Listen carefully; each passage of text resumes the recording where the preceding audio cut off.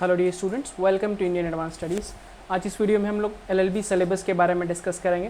First year, second year और third year यानी तीनों साल के सिलेबस के बारे में डिस्कस करेंगे। मैं बेसिकली 3 ईयर्स इसलिए ले रहा हूँ बिकॉज क्या होता है, बहुत सारे स्टूडेंट्स ग्रेजुएशन के बाद एलएलबी करते हैं, उनके लिए सिर्फ 3 ईयर्स का होता है।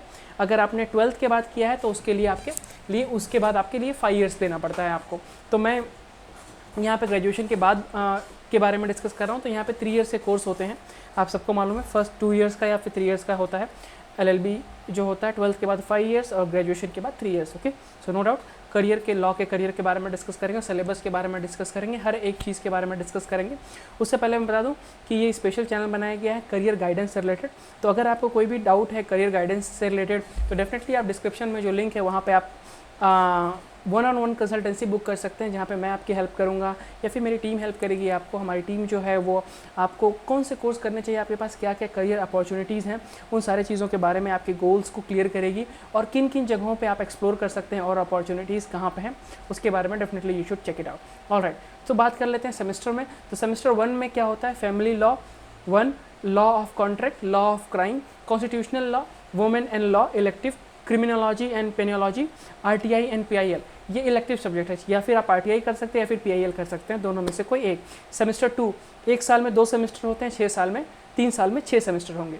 सेमेस्टर 2 में family law part 2, law of contract part 2, constitutional law part 2, professional ethics, bar bench relation and accountancy of lawyers, ये जो है वो 4th सब्जेक्ट होगा। हेल्थ केयर लॉ इलेक्टिव है, लॉ एंड मीडिया इलेक्टिव है, इलेक्शन लॉ इलेक्टिव है। Okay, तो ये फर्स्ट सेम और सेकंड सेम का हो गया। एलएलबी सेकंड ईयर सिलेबस के बारे में डिस्कस करते हैं सेम 3 के। तो law of evidence, law, legal language, human right and international law, arbitration, conciliation and alternate dispute resolution system, ये जो होगा 4th सब्जेक्ट होगा। और कंपैरेटिव लॉ जो है वो 5th सब्जेक्ट है। ओके, तो यहाँ पे जो है सेमेस्टर 3 हो गया। अब सेमेस्टर 4 के बारे में डिस्कस करते हैं एलएलबी सेकंड ईयर के। तो 4th सेमेस्टर में ज्यूरिस्प्रूडेंस जो है वो फर्स्ट है, tort and consumer protection act, motor vehicle act second subject, 3rd subject है interpretation of statutes, 4th subject है टैक्सेशन लॉ, और 5th जो होगा वो drafting, pleading and conveyancing. Okay, अब यहाँ पे जो है सेम 2 यहाँ पे थोड़ा सा और है जो इलेक्टिव सब्जेक्ट होता है सेम 1 के लिए, conflict law, comparative law, same 2 के लिए कंपनी लॉ, एडमिनिस्ट्रेटिव लॉ, ये जो होता है ये नॉन इलेक्टिव सब्जेक्ट होता है। सेम 5 के बारे में डिस्कस करते हैं। सेम 5 में जो है 3rd ईयर है, यहाँ पे सेम 5 फाइनल ईयर है। ये सेम 5 जो होता है code of criminal procedure limitation act, property law, IPR, banking law, insurance law. Sem 6 में code criminal procedure, juvenile justice act, probation offender act, environmental law, labour law, land law, practical training and moot court. Okay, sem 6 है।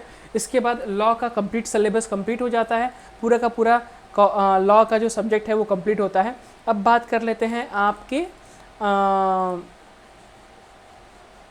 Core subjects के बारे में। तो LLB में जो core subjects हैं वो labour law, administrative law, jurisprudence, taxation law, law of evidence, family law, law of contract. LLB में इलेक्टिव कौन से हैं, women and law, comparative law, conflicts of law, trust and equity, election law, election and media, health care law, ये सारे जो है elective subjects हैं। अब यहाँ पे हमने एलएलबी के सब्जेक्ट्स के बारे में डिस्कस किया था, तो ये सारी चीज़ें हम पहले ही डिस्कस कर चुके हैं। इंग्लिश कम्युनिकेशन के अंदर ये सारी चीज़ें आती हैं, लीगल मेथड्स हैं, प्रिंसिपल ऑफ इकोनॉमिक्स है। तो ये सारे सब्जेक्ट्स थे जो लॉ से रिलेटेड थे सेम 1 से लेकर 6 तक। डिस्क्रिप्शन में लिंक है, अगर आपको कोई और डाउट है या फिर अगर आप इस पीडीएफ को चाहते हैं जो ये हमारे पास है, इसको चाहते हैं, आप नॉमिनल फीस दे के इसको आप डाउनलोड कर सकते हैं। और 1-on-1 कंसल्टेंसी चाहिए, डिस्क्रिप्शन में लिंक है, उसे ओपन करके आप 1-on-1 कंसल्टेंसी बुक कर सकते हैं, कॉल बुक कर सकते हैं, जहाँ पे और डिटेल में आपको लॉ के बारे में जानकारी चाहिए, या फिर आप 12th के बाद कैसे परस्यू कर सकते हैं, ग्रेजुएशन के बाद कैसे कर सकते हैं, मास्टर्स कैसे करना है, हर एक चीज़ के बारे में हम लोग आपकी हेल्प करेंगे। Thank you so much for watching.